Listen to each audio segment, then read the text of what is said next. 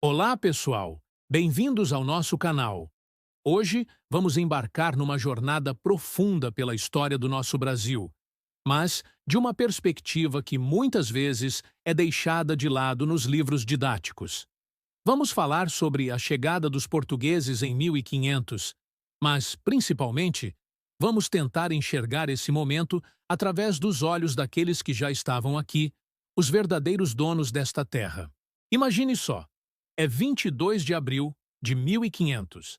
A brisa do mar, o som das araras, a densa e vibrante Mata Atlântica. Para os povos tupinambá que habitavam o litoral sul da Bahia, era mais um dia comum em sua existência milenar. Uma existência conectada com a terra, com os rios, com o céu. Eles viviam em comunidades organizadas, com sua própria cultura, espiritualidade e uma profunda compreensão do ambiente ao seu redor. Eles não se viam como donos da terra no sentido de posse, mas como parte dela, filhos de uma mesma mãe. De repente, no horizonte, algo surreal surge. Enormes casas flutuantes com grandes panos brancos, algo que jamais tinham visto. Imagine o espanto, a curiosidade, talvez o medo. Quem eram aquelas pessoas de pele pálida, com roupas estranhas e barbas longas? O que eles queriam? O primeiro contato, descrito por Pero Vaz de Caminha, foi de estranhamento mútuo, mas aparentemente pacífico. Houve troca de presentes. Os portugueses ofereceram chapéus e objetos de metal. Os indígenas ofereceram seus cocares de penas e sua hospitalidade. Para os portugueses, liderados por Pedro Álvares Cabral, esta era uma descoberta. Eles estavam a caminho das Índias, em busca de especiarias, e encontraram uma terra que batizaram inicialmente de Ilha de Vera Cruz. Para eles, era um novo território a ser explorado para a coroa portuguesa, uma fonte potencial de riquezas. A Carta de Caminha revela essa mentalidade, descrevendo a terra como abundante e o povo como inocente e fácil de converter ao cristianismo. A missão era clara: explorar, catequizar e colonizar. Mas e para os povos originários? Para eles, não foi uma descoberta, foi uma invasão. A chegada dos europeus marcou o início de uma transformação brutal e irreversível em seu modo de vida. O que começou com uma troca de objetos rapidamente se transformou em exploração. O interesse português se voltou para o pau-brasil, uma madeira valiosa que deu nome à nossa nação.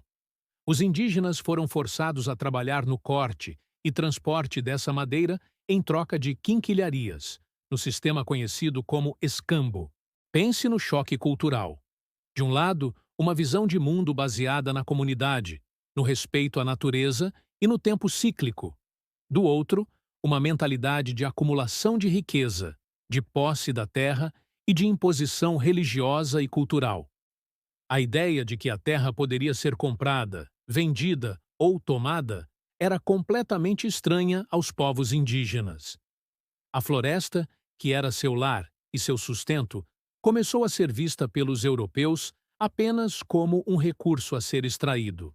E não foi só a exploração do trabalho e da terra. Com os navios, vieram doenças contra as quais os indígenas não tinham imunidade.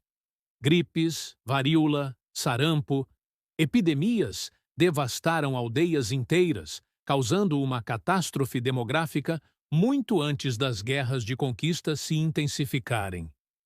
Populações que somavam milhões foram reduzidas drasticamente em poucas décadas. Foi um genocídio silencioso, mas terrivelmente eficaz.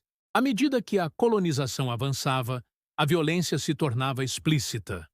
Os portugueses precisavam de mais mão de obra para os engenhos de açúcar e mais terras para o plantio. A resistência indígena foi brutalmente reprimida. Povos inteiros foram dizimados, escravizados ou forçados a fugir para o interior do continente, abandonando suas terras ancestrais. Suas culturas foram demonizadas, suas crenças chamadas de pagãs e suas línguas marginalizadas. É fundamental entendermos que a história do Brasil não começou em 1500. Milhares de anos de história humana, de desenvolvimento de culturas complexas e diversas, já existiam aqui. Havia uma imensa variedade de povos, como os Tupi, os Guarani, os Gê, os Aruac, cada um com sua própria língua, costumes e visão de mundo. Falar em índios como um bloco único é apagar essa imensa diversidade que existia e que, apesar de tudo, ainda resiste. Quando dizemos que Cabral descobriu o Brasil, estamos contando a história apenas do ponto de vista do vencedor, do colonizador. Estamos, sem querer, invalidando a existência e a história dos povos que aqui viviam. A palavra mais correta talvez não seja descobrimento, mas sim achamento, chegada ou, do ponto de vista indígena, invasão. Reconhecer isso não é apagar a importância histórica da chegada dos portugueses, mas sim adicionar uma camada de complexidade e verdade ao nosso passado. A herança desse período é sentida até hoje. A luta dos povos indígenas pela demarcação de suas terras, pela preservação de suas culturas e pelo direito de existir é uma continuação direta da resistência que começou há mais de 500 anos. Eles não são figuras de um passado distante, são nossos contemporâneos e continuam a lutar para proteger os biomas que são essenciais para todos nós, como a Amazônia e o Cerrado. Portanto, ao olharmos para a nossa história, precisamos fazer esse exercício de empatia. Tentar imaginar o mundo através dos olhos dos Tupinambá em 1500. Compreender que a formação do Brasil foi um processo complexo, muitas vezes violento e doloroso, construído sobre a desestruturação de outras sociedades. Celebrar a diversidade do nosso país hoje é também reconhecer e respeitar as raízes profundas dos povos originários, os primeiros brasileiros. A história deles é a nossa história. É uma reflexão profunda, não é mesmo? Espero que este vídeo tenha trazido uma nova perspectiva sobre um evento tão marcante na nossa formação. Se você gostou desse conteúdo e quer ver mais discussões como esta, não se esqueça de deixar o seu like, se inscrever no canal e ativar o sininho para não perder os próximos vídeos. Deixe seu comentário aqui embaixo. O que você acha desse tema? Muito obrigado por assistir e até a próxima.